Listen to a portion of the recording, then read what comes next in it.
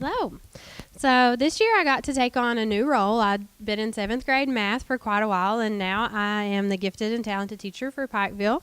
And our previous gifted and talented teacher was amazing and did lots of fantastic things with gardening and rain barrels and all the things that I'm not good at. So I am trying to go with her legacy, but I'm also trying to make my own path. And so I am good at math and science. So my goal is to kind of bring in more of a STEM curriculum into our GT program and our primary grades. And this has tied in beautifully. I've seen so many titles, and I've went to a lot of sessions where a lot of people are looking at coding and some various forms of some sort of computer science, and that's where we're headed. But I want to head there with a purpose. And so coming just out of the classroom, I know that standards are first priority, and we have to get all that crammed in a crazy short amount of time.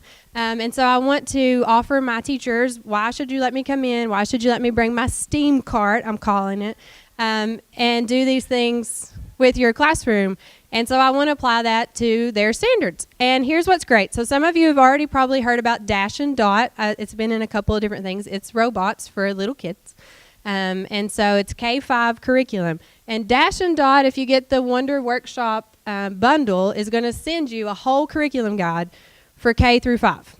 And it's lessons about programming, but what's fantastic about it is it's Common Core math and ELA standards tied to every lesson. So I'm going to pass this around just so you can check that out and see that you can take programming, you can take robots and engage your students into something that's going to tie into your standards. And it's a way to problem solve a little differently. And so I'm a big action research person, and I'm still trying to wrap my head around exactly how to measure this. But my hypothesis is if we can expose our kids to more situations where they are having to creatively problem solve. And so if you've ever played around with robots, it's a lot of trial and error. You're going to try this, see if it does what you want it to do. And if it doesn't, then you're going to try something else. And it's a lot of that repeat process.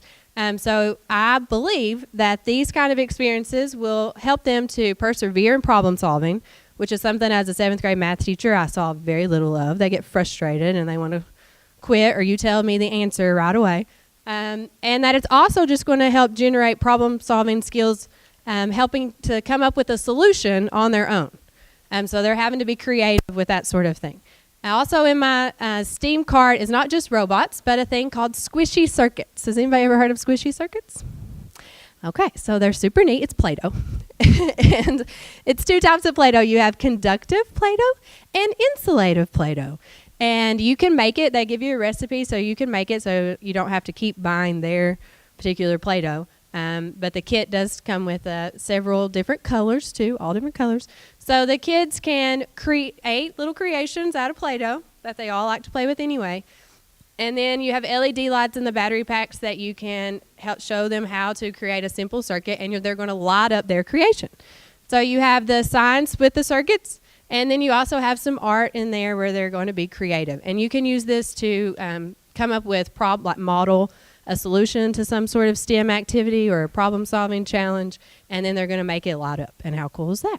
At the same time, they're learning about circuits. So 4th grade, I'm super excited to try that out with my 4th grade friends with their squishy circuits. So that's also in there. So we have our robots, which is K-5 curriculum. We have squishy circuits, and then in my cart, so if you've seen the storage carts that you can roll around, and it has the little drawers. So each drawer is going to be filled with some sort of material that's pretty common that we can get at the Dollar Tree to replenish in the future, but like popsicle sticks and pipe cleaners and straws and all the fun little things that you probably have kind of lying around or extra in your classroom.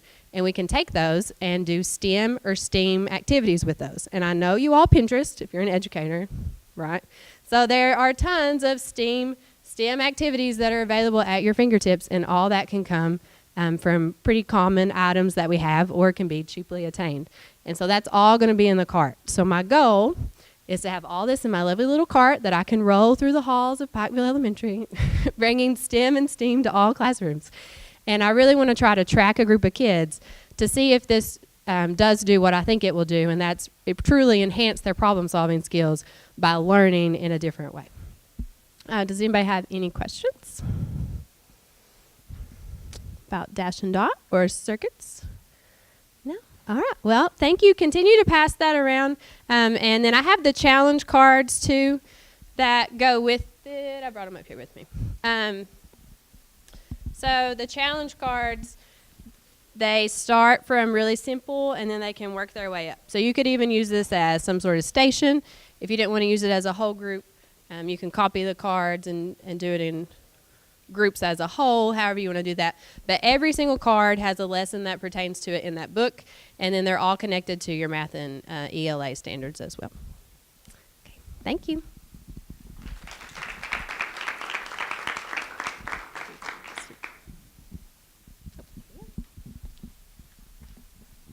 Our next presenter is Casey Salyers from Johnson County, and the title of her